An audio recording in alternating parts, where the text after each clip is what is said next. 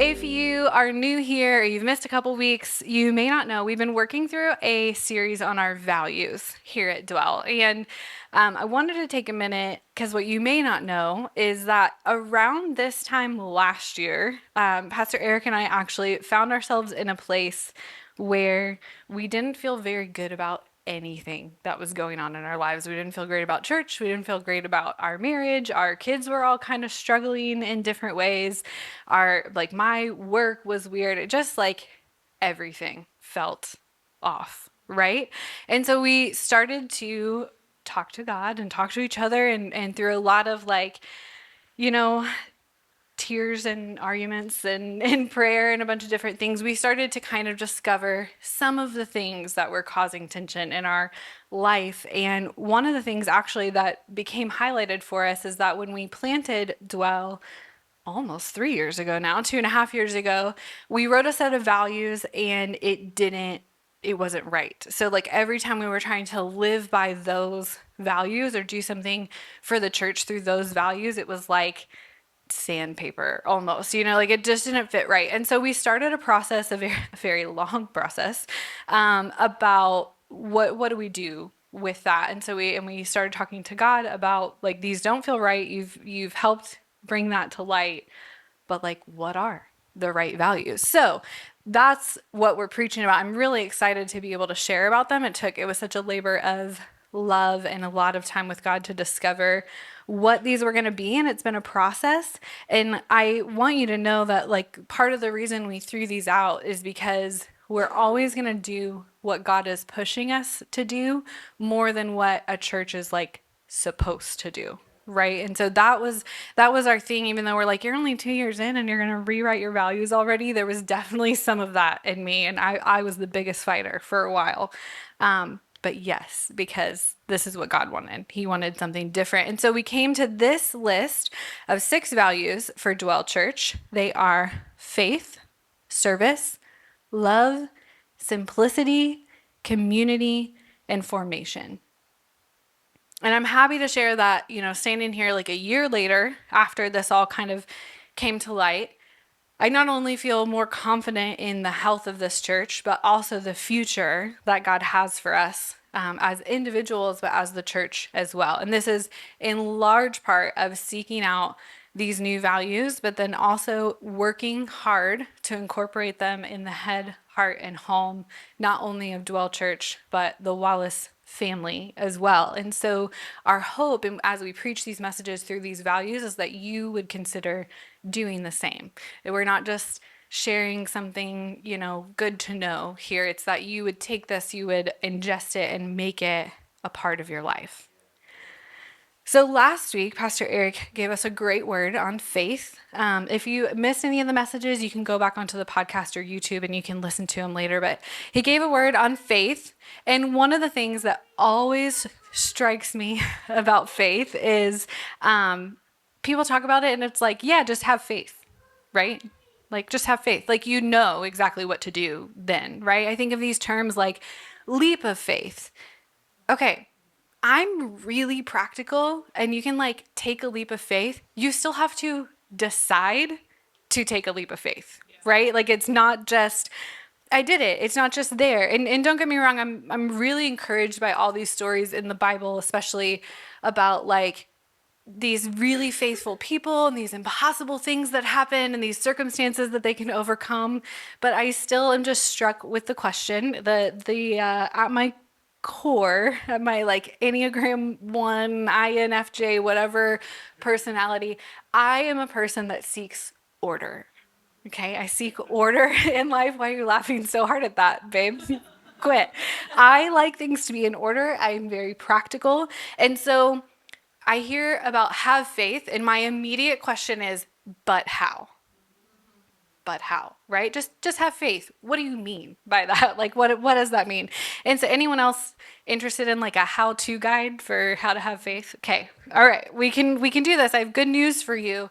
There is an actual answer to how to have faith. Okay. And the term we're going to put on it today, although there are several, is formation. Or another way to put it, the way we wrote our value statement for this here at Dwell, it reads God at the center. We are all works in progress, formed by those we choose to follow. We dwell with Jesus, becoming like him, doing as he did, and discovering who we are meant to be. So in that faith message, one of the things Pastor Aeric said is that our strength is renewed when we put our faith to the test. So what does that mean? It means like working on it, developing the faith, like putting some legs underneath it. And in the working and the development process, that's where the strength comes up, right? The development process, I said our term we're using is formation. This kind of sounds like a churchy word, right? If you grew up in church, you might have also heard it called something more like a spiritual growth track or even like discipleship. There's been a lot of different terms for it. What we're actually talking about is developing your personal, individual, one-on-one relationship with God and with Jesus. That is what I'm talking about when I use the term formation. It is an ordinary, everyday thing. There's formation, there's spiritual formation, right? You're going through both all the time, no matter what you want. It's an ordinary, everyday thing, whether we choose it or not. And there's a well-known leader in formative living. His name is Dallas Willard, and he wrote this quote. He said, "Everyone receives spiritual formation. Just as everyone gets an education, the only question is whether it's a good one or a bad one. We need to take a conscious, intentional hand in the developmental process. We need to understand what the formation of the human spirit is, and this is the key to spiritual formation, and how it can be best done as Christ would have done." So what he's talking about here is that at any given time, we are being formed. You're always being formed. Your experiences, your relationships, everything that's happening around you is forming you. So formation isn't optional, but the shape it takes is. Each of us has a choice whether or not we want to be passively formed by the world around us, or we want to make an intentional choice to form ourselves the way we want to be. So again, the practical gal in me though, okay, like this is a lot of really good words, right? Like it kind of makes sense, but does it really make sense, right? So the practical gal in me kind of starts to scream at stuff like this when I get to this point in a message and I'm like, but I still don't know what you mean. And I think you're just gonna keep talking. So I'm gonna channel my inner Eric today, right? And I have a really great analogy for you because if you don't know, my husband is really, really good at analogies. Not my strong suit, but this one, it's going to be good. Is there anyone in here who consider themselves a runner? Okay, a couple. What? Physical runner, yes. A runner. Yeah, you're not a runner, Cassie. Okay, I know you too well. Yes, mentally, I run all the time. Okay. So, but do you have friends who run? Anybody? And like, okay, you're a little more sure in that answer. Some of you were like, maybe I'm a runner. A lot of you are like, yeah, I have friends that are a runner. Do you want to know why? Because if your friend is a runner, you know everything about it. You know everything. You know how many toenails they've lost. You know how their mile time. You know like what races they're training for and what kind of shoes they have. And you probably know the shape of their foot, right? Like, okay. You know their PR, by the way. That's personal record. You want to know why I know? Because I have friends who run. Okay? I have friends who run. And when I talk to them about whether or not I'm going to run and how much I hate it, I get the same response every time. They're like, oh, but it's so great. Running is so magical and I've never felt better. And I'm like, you have got to be lying. Like you are a liar. But they're not. That's the thing. I talk to them and they're like, running is not for me. And they say, you just have to get through like the first part. And then all of a sudden, like you're going to need it and it's going to fulfill you and it's going to be like oxygen and you're going to wake up every day and say, I'm going to go for a run. Right? Yeah, no, not me either. But I definitely have wanted to have that feeling about my relationship with God. Anybody else? How great would that be if you like woke up and it wasn't, as Mari said, it's not like I need to read my Bible. Where am I going to go? It's like I'm awake and I want to read my Bible, like that would be so great. And so I think we can learn something from our friends that run about this, right? Because something all successful runners understand is there's a process to get to that point. You see, they understand that we are all works in progress. We are all works in progress. If I'm being really honest, there's been a time or two or 12 in my life that I was like, I'm gonna do it. I'm gonna be a runner, right? Okay, Amy Jo raised her hand. She said she's a runner and she's gonna laugh at me real hard this whole section. Okay, so what do? What any person who wants to start running does, you download Couch to 5K and let it tell you exactly what to do, right? Okay, so I get it and I start and it takes you through this the day one is, how far do you want to run and how far from now do you want to do it? And it does all this math to say, okay, today you need to run for this amount of time and then walk for this amount of time and then run again and then walk again. And I'm going through this process on day one. And a lot of things become really obvious really quickly to me, okay? My lungs are pathetic. They are pathetic. My legs that used to be super strong are incredibly weak. My knees are like 90 years old, okay? They're creaky, they hurt. As soon as I start, I'm like, everything on me hurts. This is the worst. Why does anybody do this? That is where I land when I start running, right? And so what I hear, even from my friends who run and love it, is that days 2 through 17 basically suck like that too, okay? They're real bad, real bad. But then oxygen, right? Then running is great. I couldn't tell you because I, had a few day 2s here and there, but I can pretty confidently say I have never had a day 3 of running in my life. I am so bad at running that when I joined the track and field team in high school, right? That makes sense. Except I was a gymnast. I had these really strong legs and I could jump far, right? But I told the coach, I'm not going to run. And then we had a meet and he needed someone to run the mile. And I said, no. And he said, if you want to be on the team, you're going to run the mile. So I walked the entire mile. And my PR on record is 15 minutes, just in case you wanted to know, for a mile. So, yeah. I know, it's pretty great. It's this on record stored somewhere. And I'm like, that's me. That's when I was real healthy too. It would be much slower now, I feel like. But the process of running, becoming a runner, it's not great, right? It's hard. It's difficult. So then I think we need to ask the question, why are there so many runners? Because even if it's that bad, there's all these marathons and all these races and all these enough to have shoe shops that sell specialty running shoes. There are a lot of runners in the world. And what these people understand is it's not about what they are doing, it's about who they are becoming. So it's not about what they're doing, it's who they're becoming. And this is true with any person who is committed to any kind of intentional way of life, right? So it's not just running. It could be a different diet lifestyle. It could be minimalism. It could, whatever it is. This is true. Runners, they've allowed themselves to be formed into runners. They continued through all the painful parts of the process, and they made it on the other side and found themselves to be stronger. Unfortunately, for runners and all of us, this type of process is not a once changed, always changed process.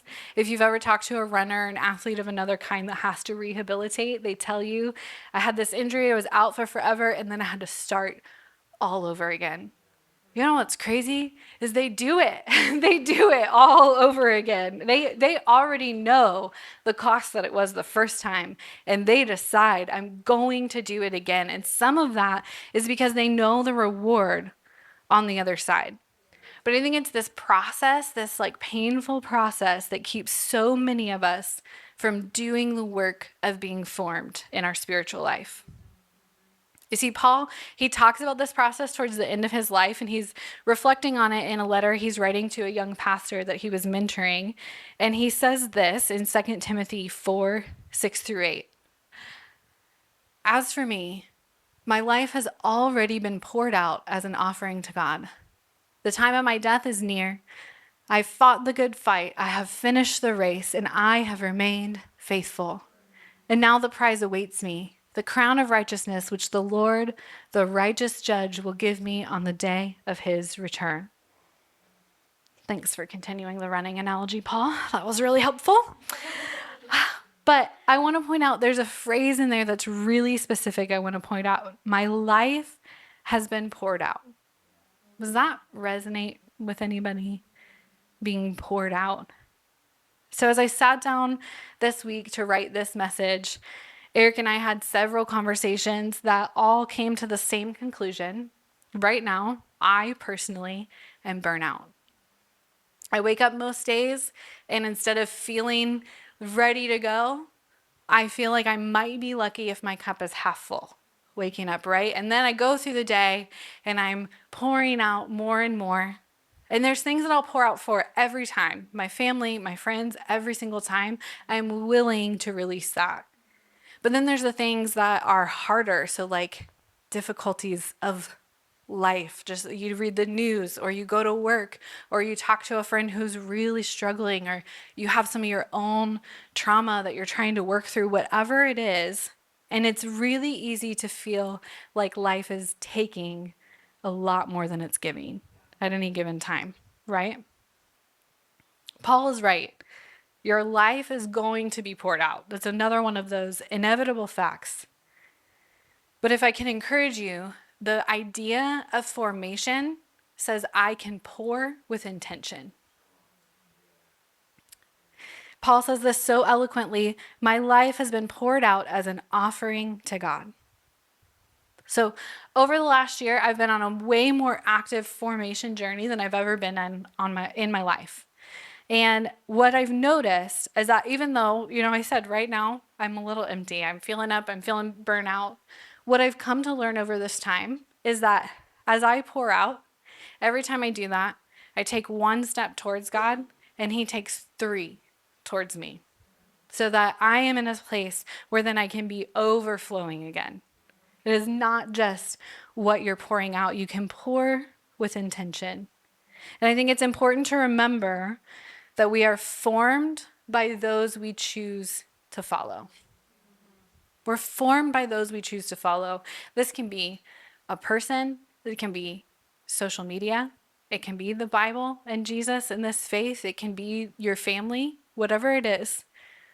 I think of my nephew Cruz, he turned 15 this week. And he is asking all the right and challenging questions about his faith right now. And it's really cool to see. His dad is a pastor. His mom, like me, she grew up in church. And, we've been around the church our entire lives. And every now and then our family, we sit down and we're like having a faith conversation or a church conversation. And Cruz will ask one of these questions that if you didn't know him, it would really kind of sound like he doesn't believe in God at all or in Jesus at all, right? And I love my sister's response to this. She says, Cruz is building his firsthand faith.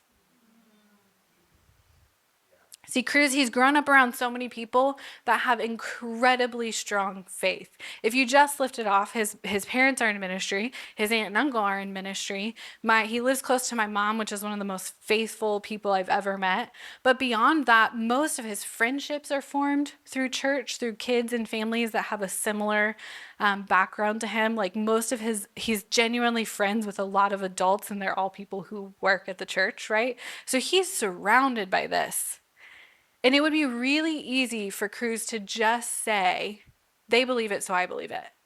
It would be really easy for him to never take a step to dig more into, do I actually think that's true? Like me, myself, do I think it's true?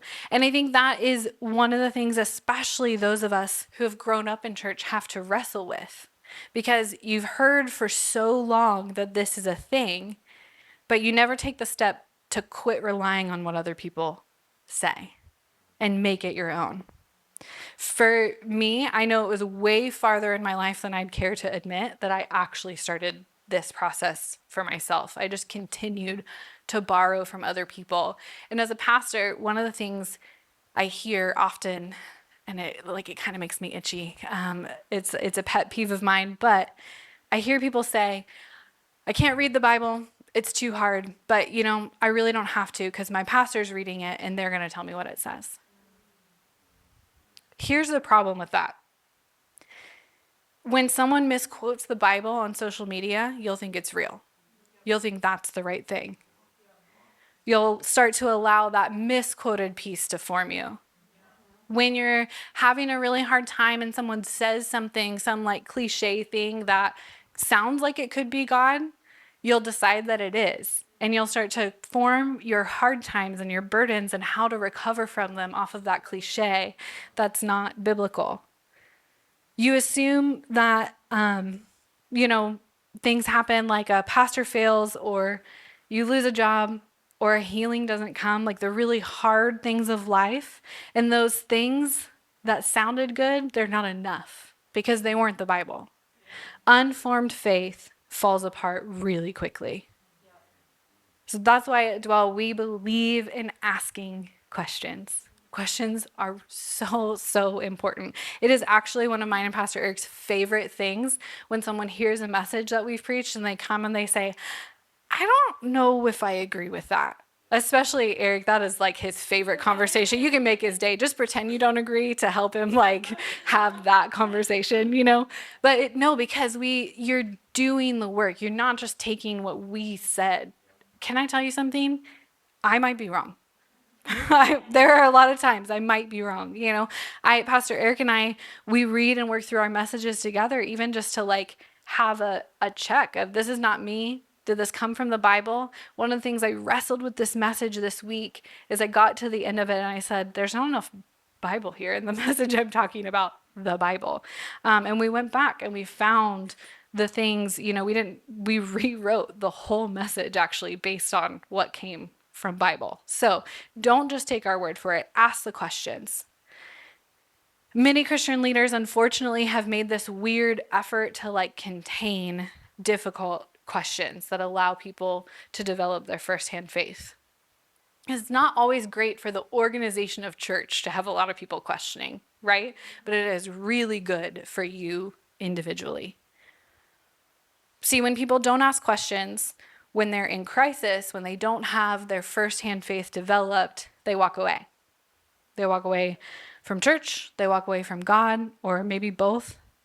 And a consistent missing piece I see when this happens is that the person had not developed their one-on-one personal relationship with Jesus. To put God at the center requires us to first understand we are and always will be works in progress. That we are formed by who we choose to follow. But then, if we believe those things, if we internalize them when we fail, because inevitably we will fail at some point, the distance from failure to recovery is based on who you follow and how close you are to them.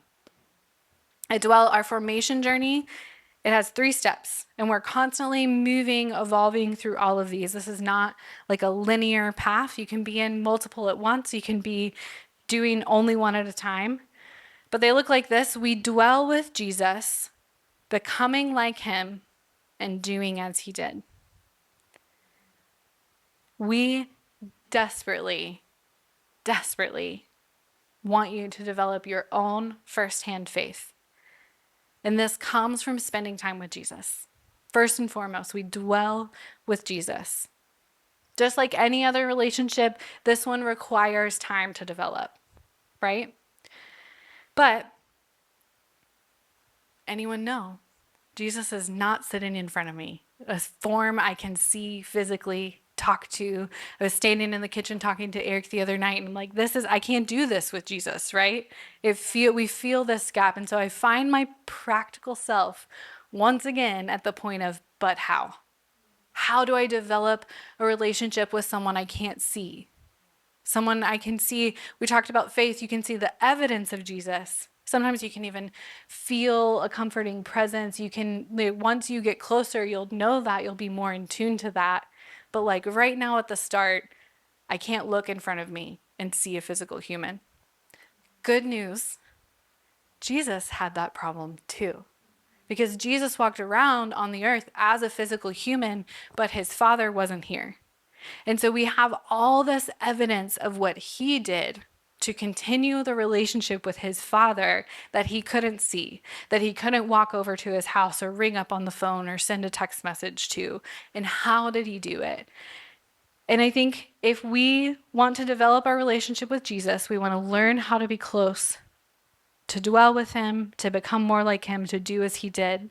Well, I think we should do as he did, right? So we can look at his life and how he built this relationship and maintained his intimacy with his Father, and then we can try to do those things. And so this is the concept of the 9 practices that, if you've heard us talk about practicing the way, that we are looking into. And there are 9 practices we can work on being formed to help live our life with God at the center. And they're up here on the screen. There's Sabbath, simplicity, solitude, fasting, prayer, scripture, community, generosity, and hospitality. Worship team, you guys can come on up. Some of you might be looking at this list and you say, but Pastor, we already talked about how I'm empty. We talked about how I'm pouring out. And now you're giving me a list of 9 things I need to do? I am. I am. I've been there. Good news, come back in 2 weeks and we're going to talk about simplicity and how you can take away a lot of things to make room for these 9 things. But I've been there. I felt that feeling. I have so many things on the to-do list all the time. How am I going to fit this in? And then I live in this like paradox of, well, I don't want Bible reading to be on my to-do list. I don't want it to be a checkbox. There's so many ways you can talk yourself out of this journey. There's so many ways. But like the runners, I'd encourage you to say yes, to push through the process. It feels daunting, but I promise it's worth it. The author of Practicing the Way is a man named John Mark Comer, and he has this beautiful quote. It says, "You will never work harder for anything in your life than Christ-like character. Nothing else will ever feel like such an unearned gift.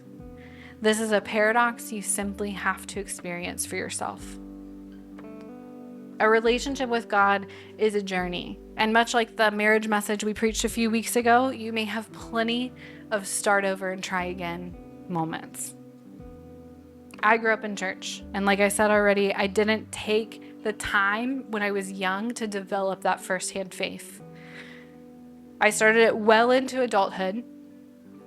And to be honest, I already had been given the title pastor before I ever really started this journey. But when someone started to call me that, I felt this, I got to figure this out.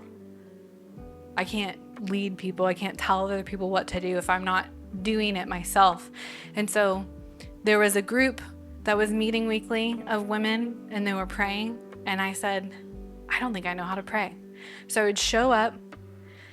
We'd be in this room. It started in a basement. And it's, I grew up in a Methodist church. And so we did everything very conserved. No one lifted their hands during worship. No, nothing like that. And I walked into this room and there's all these women and they're walking around and they're pacing and they're praying out loud and they're like passionate about what they're praying about. And so what I would do is I would find the woman I could tell was really genuine. There was one woman specific I felt like really had a gifting of prayer. And I would always find myself close to her and I would listen to what she said and I would say it back in my head. And eventually I started to kind of repeat her out loud a little bit. And then eventually I started finding those words on my own. And I went through this process of breaking down the formality of prayer and what I thought prayer was supposed to be. And I came to it more genuinely on my own. Really similarly, I've had this process with the Bible. And I can tell you, if you walk into my office at home, I have about 9 different devotional books or Bible study books. And if you open them up, every single one of them is unfinished. I have not made it all the way through a single one. And recently I got really excited. I found this new way I was going to consume scripture. And I was really excited. I was going through it and I was seeing all these really great dividends in my life, right? Can I tell you something? took 2 days of being done with that before I felt that dryness again. Before I felt like, oh man, I gotta start over. This feels like work again. But I'm gonna make the choice to continue doing it and to continue finding new ways. Because in that time where it was really precious and beautiful, I never felt better. I never felt more confident. I never felt more prepared to stand up here and talk to you guys. I never felt more prepared to be patient with my children. I never felt more prepared to deal with things that were annoying me at work, whatever it is. It was great. Another one I've recently come to rediscover, do some work on is fasting. We did this as one of our weeks of one of our sessions of practicing the way. And my previous experience with that was like, for health reasons, I can't really do it. So I'm going to do other things. And we started this journey of fasting, and I have never felt so immediately close to God when I needed him and when I had no clue that I needed him, as I started to pull this practice more and more into my life. I hope what you hear in this is I am a work in progress, just like you. You don't have to come in here and have it all figured it out, but we just want to go on the journey together. Here's what I can promise, that if you decide to do this work, if you commit to the journey, the process of formation, and strive to keep God at the center, you are going to discover who you are meant to be. I believe this wholeheartedly because I have seen it happen for me time and time again, and I've seen it happen for other people over and over. Anyone else that sound good? You want to discover who you're meant to be? You want to be able to answer some of those questions floating around every day of how you're walking through life. Am I doing the right thing? Am I parenting right? Am I in the right job? All those questions that come up. Who wants to be able to say that without a doubt you are living in your God-ordained purpose in life? How comforting would that feel? I think most people would answer yes to this, but like me trying to be a runner, we don't want to do the work.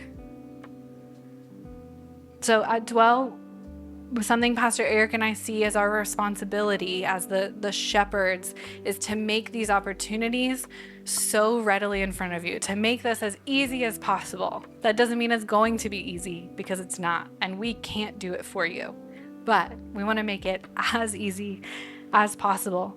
So every time we get together, our focus is God at the center of this? Is God at the center of women's prayer? Is God at the center of men's breakfast, of Do Well, of anything that we're doing as a church body? But in 2025, we have a real goal. We would love to take every single person in this room, every person that calls Dwell home, through 2 different programs that can help develop the firsthand faith, a deep and meaningful relationship with God. Each one of these is 8 weeks. It's community-based, and it is designed to help you grow and develop together. You've heard us talk a lot about practicing the way. If you've been here, you've heard us mention it. Mari mentioned it earlier. The other one that we're personally going to be, we're working through, I'm personally going through for the 4th time, and every single time something new comes up, and it's called Emotionally Healthy Spirituality. Since June of last year, we've had 16 different people on the Practicing the Way journey with us. We gather every Friday in our home, and we've seen some amazing stories of growth and transformation in so many areas of life, but ultimately in personal one-on-one relationships with God. But you'll notice there's a lot more than 16 people in this room, right? Many of you have valid reasons why the Friday nights haven't worked, or why Practicing the Way hasn't worked for you so far. One of the main ones we heard is that Fridays can't work. So we're excited that next month we're going to be opening up another night, thanks to a couple in our church that has said yes. James and Kayla are excited. We're so excited that we're going to be adding a Tuesday evening to this as well. So the week after Easter, you'll start to have the option of Tuesday night or Friday night, okay? But here's the thing. If you want to come into community, you want to work and develop this fully formed life, it means you have a little over a month to figure out, how am I going to do it? How am I going to do it? Because there's two options, and I think there's a lot of excuses. We've opened a door, and it's up for you to walk through it, right? So for some of us introverts, it's going to have to say, like, I'm committing to giving a night of my week away. For some of us, it's calendar rearrangement. I work Tuesdays and Fridays. Is there anything you can do to adjust that? Anything at all? Can you get off earlier? You know, whatever it is. Someone might have to put down a hobby for a while. Extroverts, you might have to decide, I'm going to actually commit to one thing and I'm going to show up every time instead of bouncing all over the place, you know? Everyone has their challenge with it, right? Whatever it is, there's something in your head right now that says, I don't need to be a part of that. The question I want you to consider, we're going to go back into worship in a minute. The question I want you to consider as all those excuses are flowing around is, who's at the center? Is it me or is it God? And who do you want to be at the center? Let's go ahead and stand. I'll pray and then we'll get back into some worship. God, we thank you so much that you have given us this access, this opportunity to have a relationship with you. God, I just pray today as people hear, as they listen to this message, that they'd have a deep desire for you. I know you heard my prayer when I said, I desire more of you. I prayed often, help me to desire more of you. Help that to become the first and foremost desire. God, I just pray that over everyone in this room today. Help us to be drawn to you. Help us to want to be close to you so that the work becomes lighter, the process becomes easier, the muscles develop and our lungs get stronger, and all the things that are required to reach a point where you are our oxygen, where you are our nourishment, where we wake up in the morning and we immediately want to be with you. God, I pray you'd be developing, you'd be planting seeds of that type of relationship in each and every person today. And if someone thinks they already have that, that you would take them to a next level. God, that there's always more of you. We're always in progress. We thank you so much. We love you. We praise you in Jesus' name.